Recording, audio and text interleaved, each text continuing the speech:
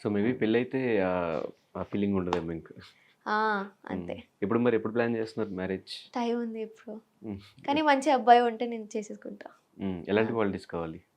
I should be respectful. మమ్మీని మంచిగా చూసుకోవాలి. హ్మ్. అండ్ నా కెరియర్ నాకు ఇంపార్టెంట్ అని అర్థం చేసుకోవాలి. అండ్ కొంచెం వాడు నేనంటే కొంచెం అబ్సెస్డ్‌గా ఉండాలనమాట. బికాజ్ ఇప్పుడున్న జనరేషన్‌కి అండ్ నేను చూసిన జనరేషన్, నేనున్న జనరేషన్ చాలా తొందరగా గివ్ అప్ చేసేస్తారు. But if you don't fight and అక్కడిదాకా if we are seeing a long term relationship పెళ్లి దాకా మాట్లాడితే ఐ థింక్ ఆ పిచ్చితనం ఉండాలి. ఒద్దు. ఏదైనా ఉంటే ఆబ్స్టాకల్స్ లైఫ్‌లో ఒస్తాయి. నాకు అదే కావాలి. తనతోనే ఉంటా.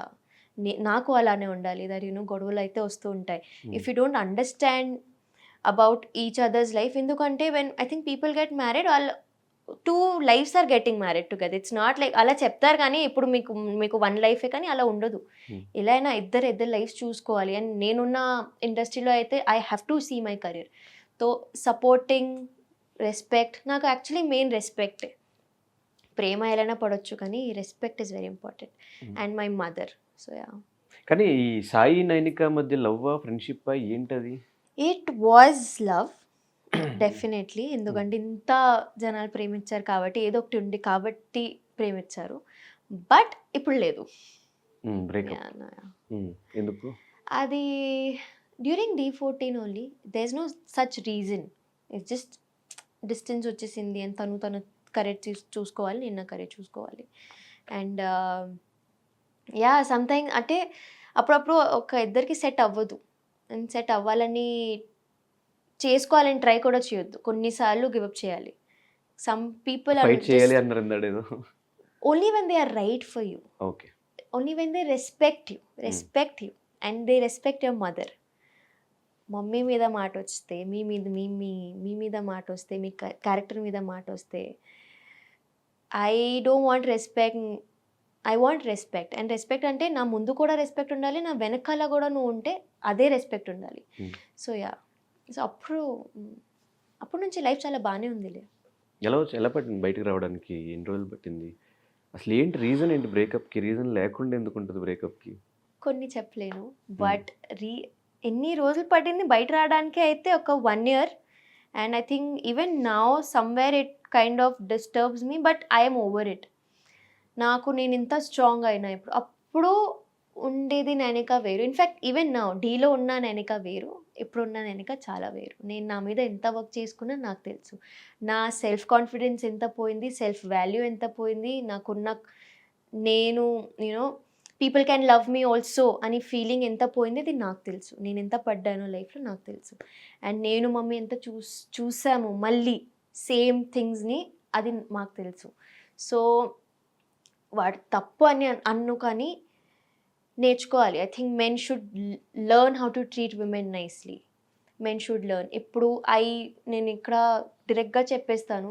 కానీ ఇక్కడ ఉన్న మన సౌత్‌లో there is 120% అబ్బాయిలున్నారు.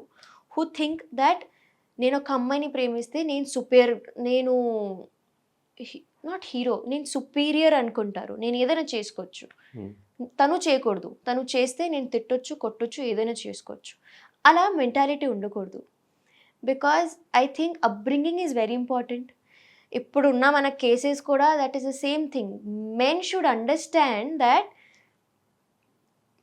A female has made you at least respect a female. If హ్మ్. మీకు కోపం వస్తే కూడా అమ్మాయి తప్పు ఉంటే అది ఒక విధానంగా మీరు కోప్పడొచ్చు. But I don't think so. Any man has rights. Even girls don't have rights to slap any man. Even a man doesn't have any rights on each others. So, అబ్బాయిలు అది నేర్చుకోవాలి. ఇక్కడ అబ్బాయిలు ఇక్కడ చాలా డిసప్పాయింట్ చేస్తారు. నాకు చిరాకొచ్చేస్తది. ఎందుకు ఇలా ఉన్నారని. బట్ అగైన్ కొంతమంది చాలా మంచిగా ఉంటారు. I have seen successful marriages. I have seen successful relationships also. ఇలా ఇక్కడ పెట్టి చూసుకుంటారు కొంతమంది అబ్బాయిలు.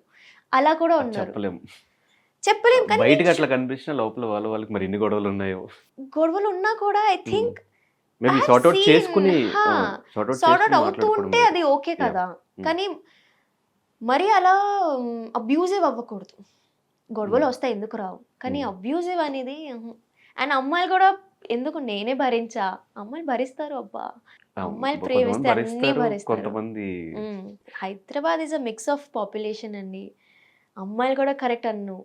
అబ్బాయిలని కూడా కరెక్ట్ అనను. ఇది జస్ట్ ఈ జనరేషనే my generation is a total waste. ఇది నేను మొత్తం చెప్పేసా. But we need to understand that ఒక రిలేషన్‌షిప్ అన్నప్పుడు, ఫీలింగ్స్ అన్నప్పుడు సిన్సియర్‌గా ఉండడం చాలా ఇంపార్టెంట్. ఒక మనిషిని మీరు ప్రేమిస్తున్నారంటే, ఆ మనిషి లైఫ్ మీ ఇలా చుట్టూ తిరుగుతూ ఉంటది. అండ్ అలాంటి మేబీ మీరు స్ట్రాంగ్ ఉండొచ్చు. కానీ నేను అంత స్ట్రాంగ్ లేను కాబట్టి. నా మైండ్‌లో అది ఎంత ఎఫెక్ట్ అవుతది, నేను తర్వాత ఏమైపోతాను, దే డోంట్ కేర్.